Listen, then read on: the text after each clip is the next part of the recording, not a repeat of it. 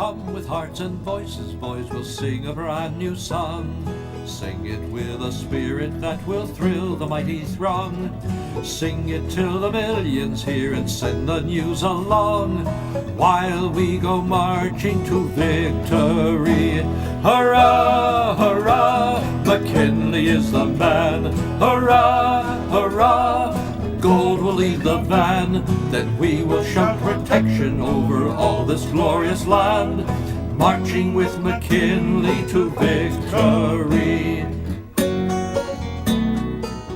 Everybody now, hurrah, hurrah. Come on, you know this song. Maybe not. It's an earworm, though. It's going to be stuck in your head all day. So the subject today, which is political merchandise, is really a subject that is near and dear to my heart as somebody who's covered politics for a really long time. But, the other thing is you think you know everything about something, and it turns out you barely know anything, even under your own roof. So I learned this morning, so I'll just back up and say that many of you who listen to the show know that Bill Curry was twice the Democratic nominee for governor here in Connecticut. Before that, in between those two things, I don't know, he ran for and was elected comptroller. Apparently... Well, I should say another thing about political merchandise, which is it exists in lots of different forms and lots of different levels. There's the kind of political merchandise that you would aim at the cognoscenti, the people who are already pretty well versed in stuff, they need to be inveigled somehow. They need to be, just their antennae need to be glowing somehow. That's very different from probably the political merchandise you would direct at the general electorate. So there's something called the Jefferson-Jackson Bailey dinner here in Connecticut. It's just a version of the Democratic state dinner that takes place in every single state in America. And our Republican dinner here is the Prescott-Bush dinner. I don't know what they call it anywhere else, but one year at the Jefferson Bailey dinner, I think it was just the Jackson Jefferson dinner at that time, he was running for governor, and at every place setting at the dinner there was a little jar of curry powder. His name is Bill Curry, mind you, and there was a label that said "Connecticut is cooking with curry," and that the person with whom I share a life, she who shall not be named but must be obeyed, told me today that she had to drive to New York and buy like a 40-pound bag of curry powder at some spice market in the meatpacking district or something, and then drive it back home to Connecticut, at which point her car smelled like curry which is not a bad way for something to smell, but it was for months, according to her. All right, so enough storytelling. We have terrific guests for you today, and including our first guest, Claire Jeffrey, who's actually joining us for the second time. Claire Jerry is Curator of Political History for the Smithsonian National Museum of American History, and Claire Jerry joined us for our bumper sticker show. She's with us today. First of all, welcome back. I'm delighted to be here, Colin. Thank you so much. And so we should talk a little bit about what the meaning of political merchandise is, at least within the context of the Smithsonian. What does the Smithsonian consider to be merchandise worthy of the name or unworthy of some better name and worth collecting? How do you decide? That's a really great question. Merchandise is a really broad word, and I think that today we tend to associate merchandise with something that has a for-profit attachment to it, and that's not exactly what we collect. We certainly do collect things that were sold to make a profit or to raise money for a campaign, but we also collect things that were given away for free. We collect things that were made by individuals to reflect their own. They make their own sign, they make their own button to wear. So we collect the gamut of what would broadly be considered merchandising. We tend to call it more novelties or campaign gimmicks or artifacts rather than merchandising, but I think it all is really talking about the same thing. Yeah, we used to have here in Hartford the Museum of American Political Life, or the American Museum of Political Life, or something like that. And I remember going there with an antiquities dealer named Glenn Horowitz and going to the back, and there were all these drawers that they had that had like these like metal buttons, right, that were really from the 18th century. That's how far back some of this goes. But my sense is that's more of a commemorative kind of thing a lot of the time, as opposed to an enthusiasm building, piece of swag. In the earliest days, we do trace our button collection back to George Washington's inauguration, but those were commemorative souvenirs. You're right. Washington didn't have to campaign in any of the ways we think of campaigning being true today. That really starts to kick off in the 1820s, really takes a life of its own with the log cabin and hard cider campaign of 1840. And then I loved your opening song from McKinley, because my heart's in the 1896 election, which is where the merchandise that we think of today really takes off because technology has changed. We have celluloid, we have plastic, we have ways to produce things. So in the earliest days, it was more of a souvenir commemorative because we didn't have campaigns the way we have them now. Right. So, yeah, we picked that song for exactly that reason. I should warn people, we are about to discuss soap babies, which you may find... I love babies. But other people may find them frightening or alarming. Just so you know, soap babies are... So so we have to talk about soap babies. There are these things in your collection that they're made out of soap, and they're images, they're babies, but they have something to do with both McKinley and William Jennings Bryan. Can you explain soap babies to us, please? They were produced not by the campaigns themselves, but they were produced by vendors, by soap companies, some of which still exist today. And they're about 4 inches long. The babies are naked. They're made out of soap. And they came both in boxes that had messages on them and then with little tags around their necks that said things like, "My dad's for the gold standard. My papa will vote for silver. Where are you?" So they were really produced to promote economic policy, because as I like to say, nothing says economic policy like 4-inch naked baby made out of soap. They were very creepy. They were never produced again. Lots of things from that election look just like campaign buttons today with different names. But the soap babies weren't terribly popular with voters because they looked a little bit like babies in coffins. And so they didn't really catch on. But they were an amazing thing, I think, from that election. And my personal theory is it has more to do with the soap manufacturers trying to show what they could do with soap than it had anything to do with economic It was policy. a soap manufacturer flex. And it all makes sense now. The other reason they were not popular was at night they would wake up and eat your dreams while you slept. So no soap babies in the house. But that campaign also, I don't know if it's the first instance, but it is an instance of kind of negative merch, opposition merch, other guy merch, I think you might call it. For example, there's a 5-inch wide Bryan dollar, William Jennings Bryan dollar. Say something about that. I don't think it's the first time. We've had negative messaging in campaigns all the way back to Adams and Jefferson in 1800. But yes, you're trying to point out how your policy is better than the other. So this whole economic thing had to do with what was it going to do to prices for you and what was your money going to be worth? And so they were trying to show by producing this giant, it's about 5 inches across. We have one in the collection. It says, see, your money's not going to go as far. It's not going to be as good for you. But I would say it goes back further than that. The whole 1840 hard cider campaign was really a fight between Martin Van Buren trying to accuse William Henry Harrison of being somebody who just wanted to live in a log cabin and drink hard cider. He actually was a very well-to-do person, was not born in a log cabin. He said, "This is great. I'm going to use this to market myself to my supporters." And then they made fun of Martin Van Buren for drinking champagne, which he apparently didn't really do either. Can I have to ask you, since you mentioned Van Buren, I'm about to reveal how much I combed through your collection today, but there are these things called pull cards, and I wasn't quite sure I understood what a pull card is or was. They are little paper cards with a tab on it. You've probably seen them in like children's books where you pull a tab and a different picture shows up. Oh yeah, and that's what happens. So it looks like it's a smiling picture of Van Buren, but when you pull the tab, it shows him with this very terrible face and shows you he's drinking champagne and he's not really one of you. So it was a simultaneously a campaign thing, but also a little bit of a game. It also is very creepy and frightening.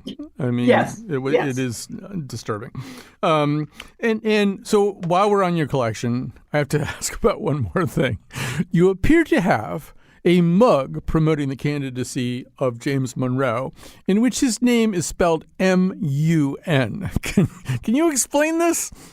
The short answer is no. I'm really our 20th century person, but the spelling was not really standardized in the country at that time, and so I'm going to guess that has to do with that. Yeah, it's just an odd. I mean, I want that mug much more than I want a mug where his name is spelled right. So I'm probably not going to do that. So now you have to make decisions during a campaign about what you're going to collect. We should say maybe another thing that's important here is that things are not made quite as sturdily these days. They're not spoons, or metal things. They're often made out of, as you said, more 20th century kinds of materials. But you have to make decisions about what gets collected and what doesn't get collected. Can you say a little bit about that, like what your criteria would be? Sure, especially when we go into the field during a campaign, which we're getting ready to do here very shortly. We are keeping in mind both what's sort of historically consistent. What are we seeing in a campaign that reminds us of things that we've collected before? And then are we seeing something that's new or distinctive that might someday speak to this campaign, or something that will really capture, say, the slogan of a particular candidate or an issue that's really relevant in that? And so we're trying to both keep our eye on the past and on the present moment while looking ahead to what will people need to know about this campaign in the future. And because we study these all the time, I would say we guess pretty well most of the time, but sometimes, 50 years from now, one of my successors may be saying, gosh, we really need to go back and collect X because we didn't get it then. We do a lot of real-time collecting. We also rely very heavily on donors. As you said, these things are made out of ephemeral materials, and so they wind up in a lot of people's junk drawers. And we rely on people saying, hey, I just cleaned out my grandparents' house and I found these items from the 1924 election. Are you interested? And so we're also looking to see what did we miss back then when we weren't collecting in the field, and what are we seeing now? Yeah, they also wind up on eBay and Etsy. And I mean, that you'd probably rather have the one that's in somebody's junk drawer that they're not going to charge you anything for. And there are dealers in this stuff. I discovered today on somebody's website that it was possible to own, and I immediately wanted to, a button that said Nurses for Gephardt.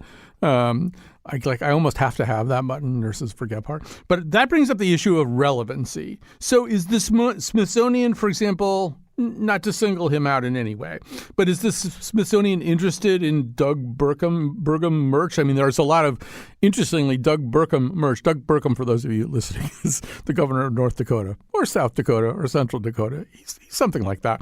And he was running for seeking the nomination for a while. And a lot of his merchandise said Doug who, ? Which is kind of funny.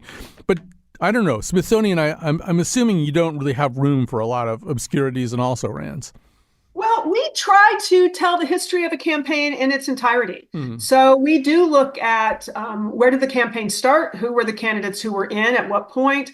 And you're right, there will not be as much material in our collection from people who did not stay in for the whole primary season or didn't get the ultimate nomination. We'll certainly have more material for the major party candidates.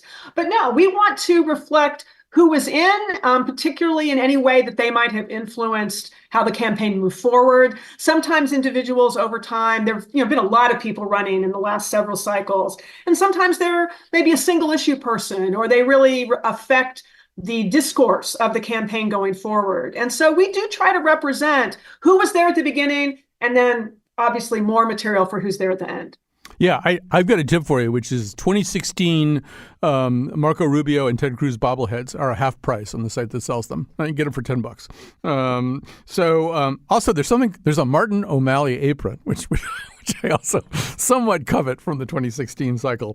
But you should say a little bit about, we can't have any conversations anymore without talking about Trump, because to a certain degree, he rewrote the DNA of this stuff too, although the use of his mugshot, it turns out, is not maybe quite as radical as I had initially thought. But just Trump, everything about Trump is different, including merch, right?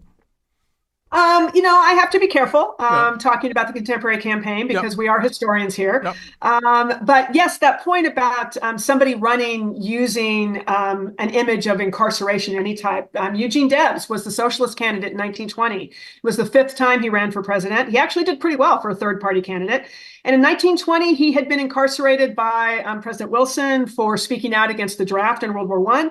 And there were campaign buttons for him that said, vote for convict number 9653, and had a picture of him on it. And he actually polled almost 1 million votes in that election, about 3% of it. So people are looking for, what makes them stand out in a campaign.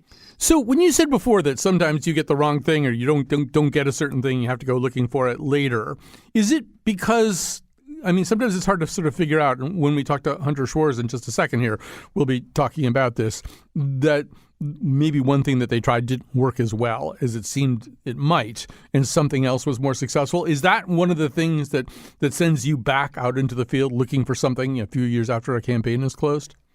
Sometimes, and because we get so many things from donors, what's always interesting to me is when the person who's coming forward with their material is somebody who maybe was active in politics for a number of years. And so they can sort of give us that extra bit of information about, okay, you were living in the campaign. Why did this speak to you? Why is this the thing that you kept? I work with people who are talking about, this was my grandparents, but I remember my grandparents talking about this campaign. And so we're looking for that connection because people who lived it and worked it will sometimes have a different perspective than we have, looking at it in the past. The other part of this, and we'll be talking about this with Hunter as well, but I'd love your insight into kind of the psychology of merch. Like, why do people want it? I know why candidates want you to want it, but why do people want it? Obviously, and we won't talk about Trump, but I'll just say the MAGA hat just turned into kind of a thing, and you sort of had to have it if you were a certain kind of person. But just generally speaking, what is the psychological end of the purchaser or obtainer of merch? I think there's a lot of reasons for that, but one of them has to do, people, I think, want to feel really personally engaged with their candidate, with a particular race. And this is a way to do that because very few of us actually encounter the candidates in person, right? They don't come to our town. Maybe our state's not in play, but we want to feel engaged. And this is a way to do that. It's a way of personal expression and also a way to feel like, hey, I contributed. I'm helping spread the word. I'm making sure that my friends and neighbors know this, that I support this particular person. And there's some really good communication research out there that suggests that if you can get me to put a sign in my yard or a bumper sticker on my car or a button on my coat, I'm much more likely to then convert into an actual voter. And so it's sort of both of us. I want to be involved, and you want to make sure, not so much that I convince my neighbor to vote for you, you want to make sure I cast my ballot. And so we're both looking toward that end game, that participation, feeling connected.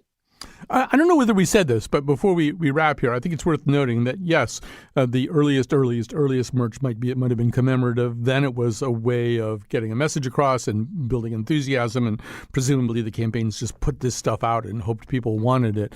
But now any campaign website that you go on to, including Doug Burgum, has a little clickable tab that says shop. This is now a moneymaker for campaigns as much as it is an enthusiasm builder. But just give me your take on that. I think that's true. And I think that we've seen a little bit of a change. This merchandise often used to be available, say, at a local headquarters. And so it was a way of getting you into the headquarters, again, getting you engaged. Maybe you came in to get the bumper sticker, but then you got more involved somehow. How much of this is pandemic related? How much of this is just the rise of social media? But we are a culture that's very engaged electronically. And so in some ways, I think those online merchandise opportunities have taken a little bit of the place of maybe what was a more local outreach at one time. There's an ebb and flow on that. There have always been vendors. There have always been the official, unofficial kinds of merchandise. But we certainly, you're right, we're certainly seeing a real uptick in that online merchandising. Still gives us a way to feel involved, but maybe not quite as involved at the local personal level when I had to actually walk into the headquarters to get my button. That's a great point. Claire Jerry, Curator of Political History for the Smithsonian National Museum of American History, thank you so much for your time today. Thank you. And we are going to take a little break. We're going to talk a lot more about the psychology of political merchandise and whether or not it is effective, and when it is effective, why that might be.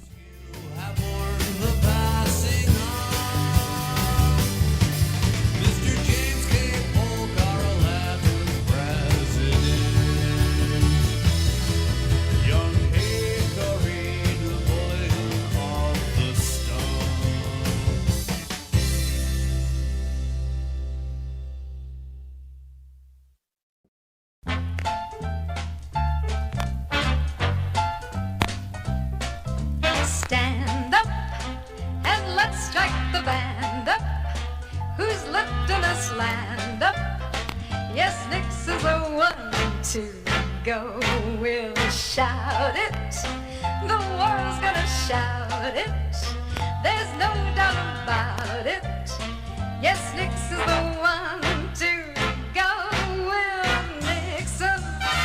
Remember Dick Nixon. I actually just want to play this swinging tune in its entirety. That's Connie Francis, by the way, who's a very legit singer of the era. All right, so joining us now is the aforementioned Hunter Schwarz, political journalist and founder and curator of the visual politics newsletter Yellow. I can aver that his work is taught at Yale University because I teach it at Yale University. I'm doing my syllabus for the term that starts in a couple of weeks, and there's already a link to Yellow, which, by the way, is spelled like hello, Y-E-L-L-O. So I'm kind of a fanboy, Hunter Schwarz. It's exciting to talk to you. Welcome to our show. Thank you. Thank you. So we played Nixon's the One as a little bit of a lead-in for you because I know that you have a non-ideological admiration for the Nixon campaign and the way that it handled branding and it's all the things that go into branding. So say some more about that. Yeah, I mean, you look at Nixon, someone who ran in presidential races many times as a presidential and vice presidential candidate. And, you really see in his later races, his campaign was very methodical about its branding, just using the same typeface, Futura, very modern looking brand, very cohesive brand. And yeah, it's interesting to kind of watch how he built that into his winning campaigns. And then you kind of see the effects in the years after, kind of post Watergate, you see campaigns kind of move away from that style that he popularized. And that just simply because of an aversion to anything that had the faintest whiff of Nixon and Watergate? Is that why? Yeah, and you really see that in presidential branding. When candidates do well, a lot of kind of their visual aesthetic, you see it kind of filter down to other races. And so for that Nixon example, you see Carter 76, Reagan in 80, and they both use branding that's very different from that Nixon brand. And today you see that a lot with politicians like Obama and Trump and Representative Alexandria Ocasio-Cortez. Their branding kind of permeates throughout politics. One thing that has changed, I mean, it hasn't totally changed, but the paradigm for a long time was you had a campaign manager or general contractor management company, and they farmed out some work, and you hired design firms, and you hired branding firms, and you marketing people, and you worked out all this. And that hasn't stopped happening. But it seems to me that because you can turn products around very quickly, and also because the news cycle is very short these days, I see stuff where it's just clear that they didn't know they were going to have to make this product. I'll give you two examples, then have you react. One of them was it came out in some of the January 6th stuff that Trump had referred to Mike Pence as, or maybe even told him he was too honest. And so the Pence campaign quickly flipped that over. They had hats and shirts and stuff like that coming out that said too honest.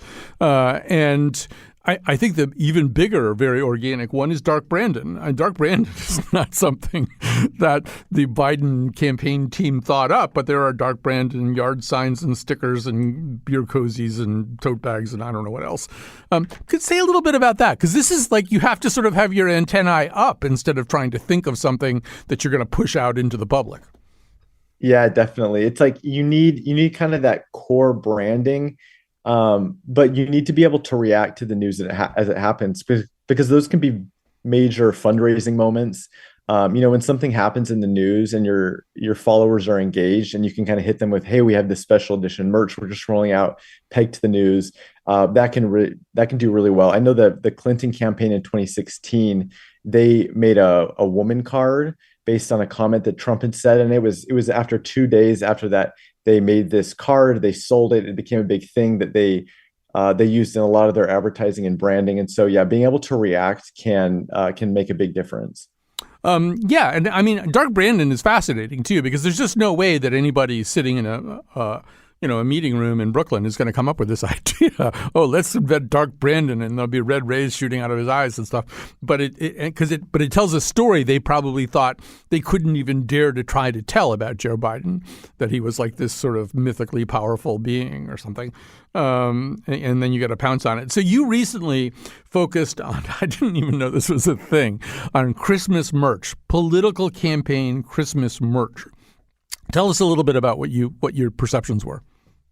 Yeah, well, it's interesting, kind of with the campaign cycle. You get one shot to do Christmas because by next Christmas the election will be over.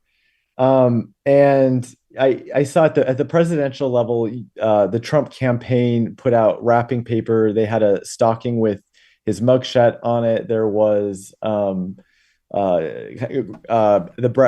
Biden campaign put out several items. Nikki Haley's campaign did. And I think what I see about this Christmas merch is because it is kind of a limited edition thing. The campaigns that are able to put out Christmas items, it usually feels like it's kind of a sign of they have momentum just because they have the staff and the foresight to do something like this. The DeSantis campaign originally, when I did that story, they didn't have anything, but they've since added some alligator wrapping paper. But yeah, I mean, it's kind of a way to do something pegged to the holidays, and you can give a gift too. I think the alligator wrapping paper links back to some branding they've tried to do. And I think it started maybe with Casey DeSantis wearing a leather jacket with an alligator on the back, superimposed over a map of Florida with the words, "Where woke goes to die." And that went a little viral. And it seems as though, I don't know how successfully, particularly because it's like all black and white stuff that they do when they're not doing Christmas stuff. I don't know how successfully the DeSantis campaign exploited that, but that seemed to be kind of a weird message that they were putting out. Yeah, the DeSantis campaign seemed to play up a lot of his Florida roots. That's kind of a big part of his messaging. You know, I'll be able to do for the U.S. what I did for Florida, and so being able to, I found a lot of times state level politicians find ways to kind of play up their state and kind of promote pride in their state as part of their campaign. There's been a rebranding of Joe Biden, of Biden and Harris, I think you could say. I know that you've written about that. Obviously, they're kind of in need of rebranding. You look at the polling numbers, and they don't even seem to line up very well with the actual performance of the administration. So talk a little bit about what they did, what you saw in that. Yeah, so the challenge when you're rebranding for a reelect is you want to keep it familiar. Because I think you can think about the visual rhetoric of a campaign similar to the spoken rhetoric. You know, when Joe Biden comes out, you want to hear a lot of the same things that you're familiar from hearing. I mean, you want to see a similar look as well, but you want to update it for the times. And so they turned the three red stripes in the E to kind of a waving thing, gave it some animation, and yeah, it's really about subtlety. It's about keeping what's familiar, but adding enough to it that it kind of feels relevant and with the times and forward thinking. One thing I've noticed they've done a lot of is handwriting. So just kind of having this human touch, kind of a note from the president. I think it kind of elevates it. They're able to elevate their branding kind of, with the power of incumbency to kind of have this parchment background with this red writing on it. They use it quite a bit. Yeah, so you'd have a little piece of something that looks like parchment, and it said in handwriting, it says, "Together we can finish the job," and you've got pictures of Biden and Harris there. So I am the least visually oriented person in the world. Like, I miss everything. That's why I have to read Yellow whenever it comes out. But I think I might have noticed something. You can feel free to poo-poo what I'm about to say. But they rebranded their logo a little bit, and so you've got Biden is now spelled B-I-D, and then there's, in place of an E, there is what looks to me like three red stacked, the diacritical mark tilde from Spanish. There are these three little wavy lines. And I wondered if that might be sort of a subliminal message to Latino voters that the E looks like three tildes, one on top of each other. Oh, that's interesting. Maybe to me, it kind of gives it some motion. And I feel like what we see a lot with incumbent presidents running for re-election is you want to show action. You want to show that you're getting the job done. So I feel like kind of by adding motion to that, they're able to, it's just kind of like a subtle visual reminder of that and just kind of a way to make the logo look new. Yeah, and actually Lily Tyson is telling me she thinks it's supposed to look like a sort of waving flag too, which makes total sense. But the reason that it could be all of those things, Hunter, is because no mood boards were used in the making of this rebrand. As you reported to us, the creative director for the Biden campaign, Robin Canner, said she uses worlds. She designs for worlds instead of for mood boards. A mood board is an idea. She said, "A world is a place that triggers all my senses."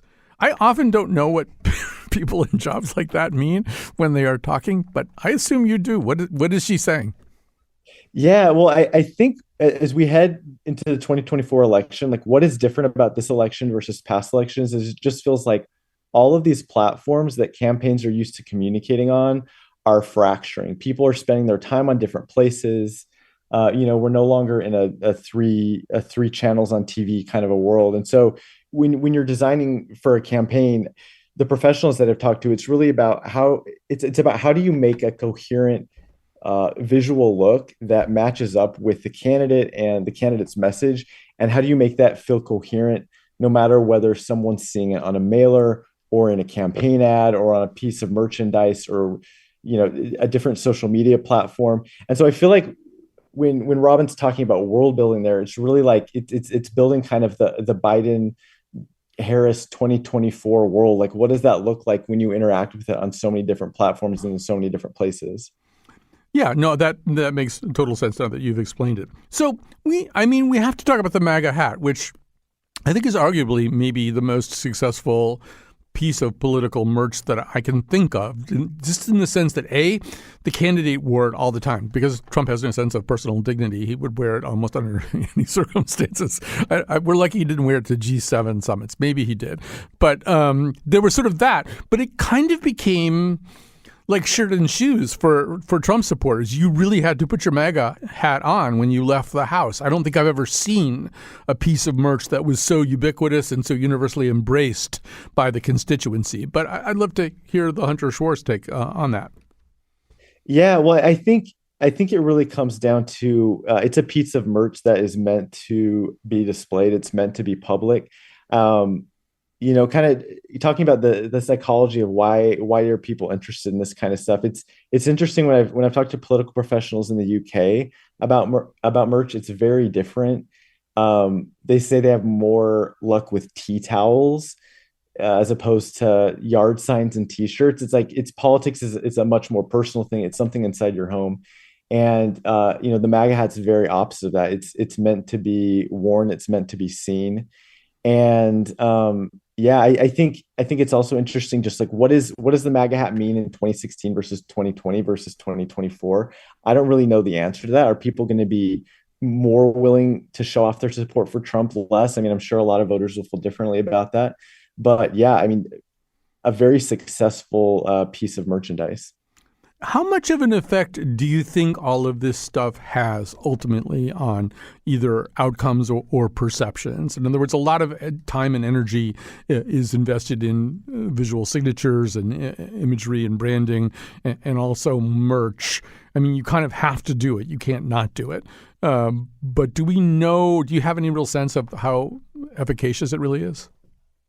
I mean, I think it's just part of the whole picture. Like it's about creating a visual brand that is consistent, that kind of matches who the candidate is. And when you look at it, you're like, yeah, that feels like that candidate. And I just think it's part of the wider campaign strategy. It's just like if things look a similar way and they sound a similar way and it presents a message that the voters want, I think it can be really helpful. Yeah, I loved what you said before too about the thing that's inside your house. It's coming from inside your house. But for example, I think I have in our kitchen, I think we have 2 jar openers related to campaigns. One of them was from Sam Gadenson, who was a congressman from Connecticut for many terms. And one of them is from a guy named Dan Papermaster, who ran unsuccessfully for Congress. And the great thing about a jar opener is it's just a piece of rubber, a circular piece of rubber that you can put something on. But it is something you go and reach for when you've got a problem. The jar won't open. Maybe this will help you grip it better. So to your point, you're actually giving people something that they might perceive as helpful, which might be an interesting subliminal message about the candidate. Yeah, in fact, the Republicans post-Watergate, they once ran a national ad campaign just trying to improve the image of congressional Republicans. And one of the things they offered was like an atlas. It was like write in for this atlas. And so, I mean, yeah, I think there's something there to giving something that's useful versus something that's meant to be worn publicly. It kind of says something about what you're hoping people will view about that candidate. I just have to tell you the story because I have no one else to tell it to. But quite a few cycles ago, I was at one of those Jefferson Jackson Bailey dinners, and one of the tchotchkes was from a candidate named George Jepson, who was eventually elected Attorney General in that cycle. But it was a potholder. And then, like years later, when I mentioned it, I said that it said on it, "You won't get burned with Jepson." And then he called me up and said, "It doesn't say that. It says ready to serve." And I said, like, mine isn't way better than that. Like, you won't get burned with Jepson on a potholder. But once again, it is that thing. It's a thing that you have that you're not trying to get rid of. A lot of merch that you get handed, if it's a button or something like that, it's going to go in a drawer and it's never coming out again. So that's the other thing, to have something like that. I mean, the MAGA hat works that way a little bit too. But to having something that you have to sort of tote around or use or something like that, it just keeps it kind of top of mind for a while anyway. Yeah, it's useful. So another problem that they have, I don't know how much you've delved into this, but you you can't, if you're running at a pretty high level, you can't have merch that's made in China or any other place that's not the United States. Obama tried to get a union-produced American-made basketball. That turns out to be very, very difficult. Romney had the same problem, and they were trying to make a toy version of their campaign bus and found out there were no American companies that do that. And Obama bought all of the white union-made coffee mugs to satisfy the demand for one of its bestsellers, a mug with Obama's newly released birth certificate, and that would have been in 2012, I assume. So that's an interesting challenge. You've got a country that has less and less manufacturing, and when you go looking for merch, it turns out you've got a problem if companies don't make anything anymore. Yeah, the last thing you want is campaign merch that says "Made in China." It's not going to fly. That's adding to the cost of a lot of this merchandise. Shipping is adding quite a bit to the cost as well. So last question, as this campaign starts to warm up in 2024 and you don't have a George Jepson potholder to pick it up with, what are you looking at? What are you looking for? You'll have your own set of Hunter Schwarz yellow goggles on. What are you going to look for? What do you think candidates need to do with branding and merch and this whole visual signature world to help themselves?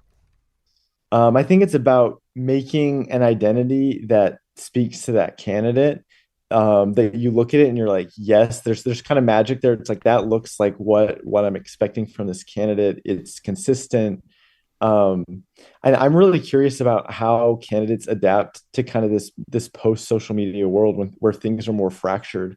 What avenues do they find are the most successful for reaching people? Are there former avenues of persuasion that are less effective than they used to be? I'm looking for how campaigns adapt to kind of the realities of 2024. One of the campaigns that will be interesting in various kind of queasy-making ways is the campaign of RFK Jr. And I was looking at his merch today, and it's interesting because he can't really run exactly as a Kennedy in the traditional sense of the Kennedy, because he believes so many things that none of the rest of his family believes. But as you look at him and maybe shifting out of being a Democratic candidate and into an independent candidate, do you see things happening already? Yeah, he changed a lot of his the slogans on his website and in his campaign to move away from the Democratic Party and just identify as an American, identify as an independent. The thing that was most interesting to me was after he announced he was running as an independent and did a rebrand, he had a camo baseball hat in his shop, which just kind of like, you see that and you're like, oh, he is definitely going to be reaching out more to rural conservative voters than I think he was previously doing when he was running as a Democrat. So it's like, you kind of see things sometimes in merch that it just kind of shows you who the campaign is trying to target, what kind of items they think the voters are going to be interested in. Yeah, I mean, a lot of things have a political slant to them, and I think a camo duck hunting kind of hat would be in that category.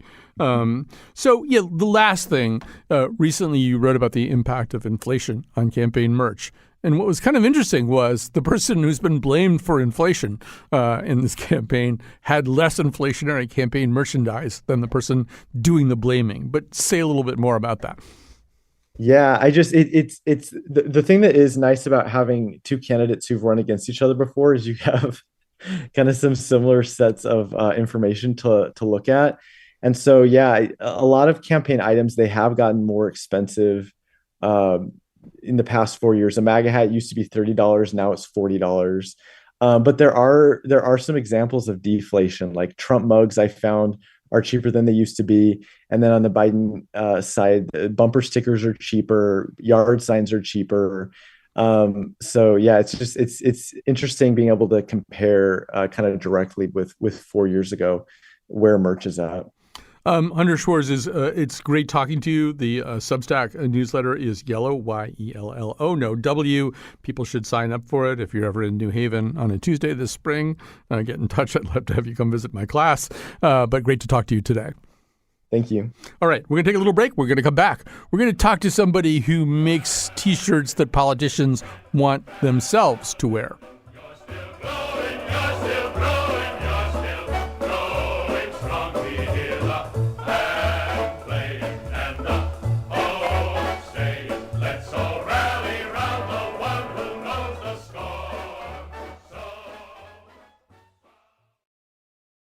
Our technical producer today is Kat Pastor. Senior producer of the Colin McEnroe Show is Lily Tyson, who is too honest, but I don't think she wants a Mike Pence hat. I would get her one to help him retire his debt, but she's also the producer of this particular episode.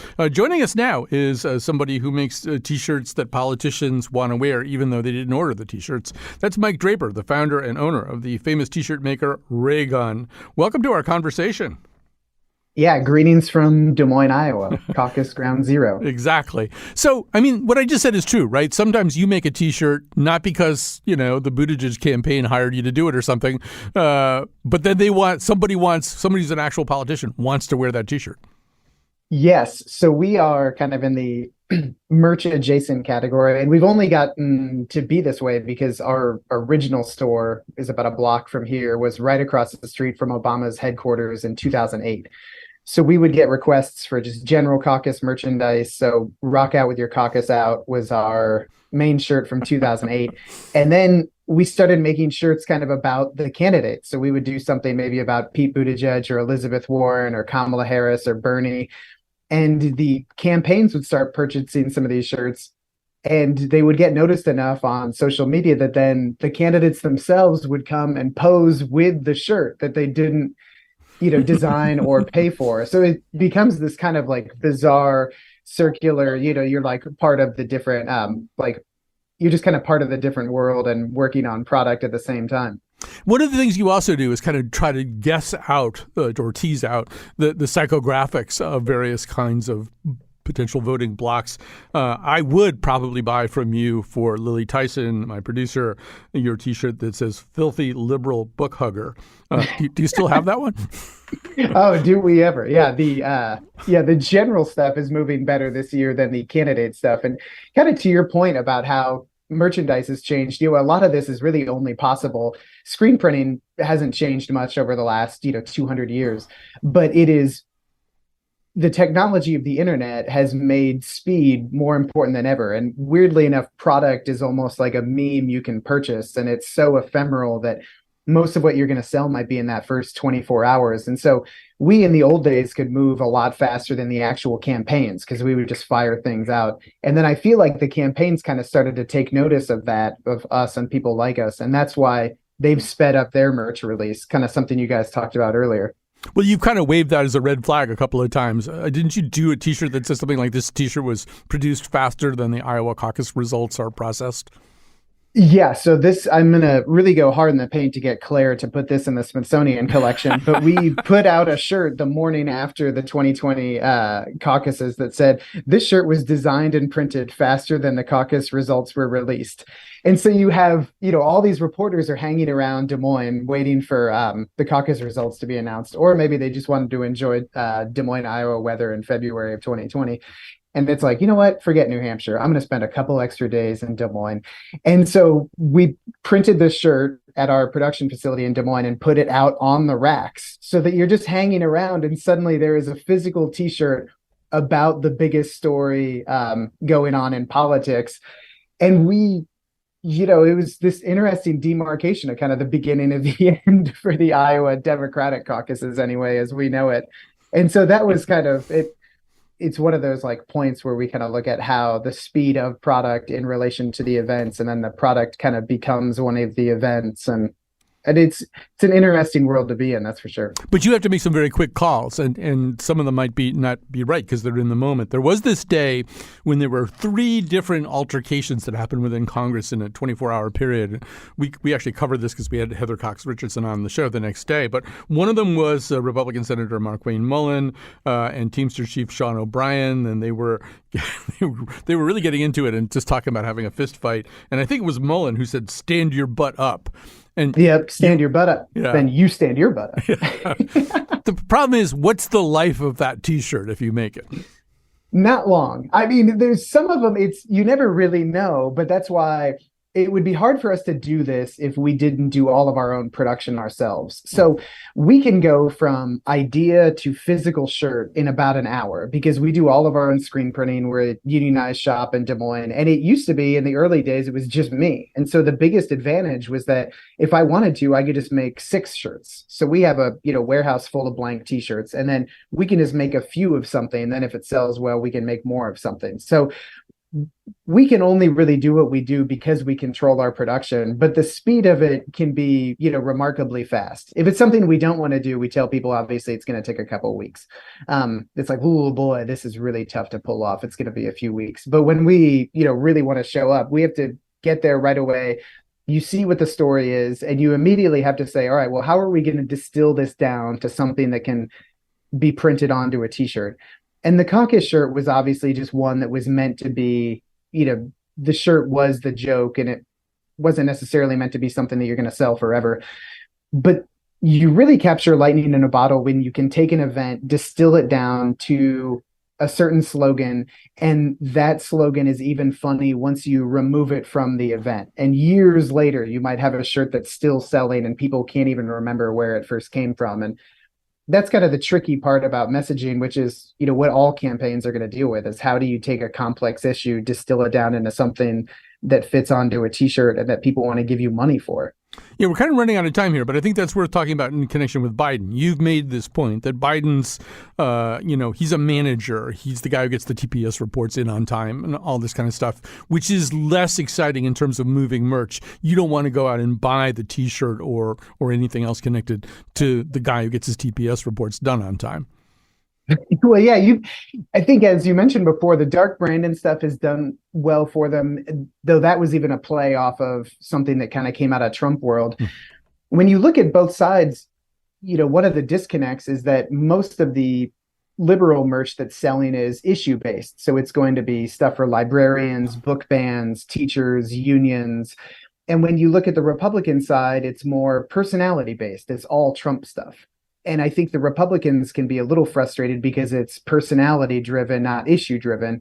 And the Democrats are frustrated because it's, issue driven, not personality driven. And so it'll be interesting to see how that plays out. In the meantime, it just means we have to make more T-shirts about book bans, T-shirts, teachers, librarians, and gender, and less about Biden and Harris. Although we're still trying. We'll do anything that people will purchase. Okay. The good news is that everybody's frustrated. Mike Draper is the founder and owner of the T-shirt maker Raygun. I'll be in touch about the filthy liberal book hugger T-shirt for Lily Tyson. She also might want the Kelsey Swift 24, although I think she's going to want Swift Kelsey. So we'll talk about that as well. But thanks for joining us today. Thanks for having me. All right. Thanks for listening, too. And we'll see you tomorrow.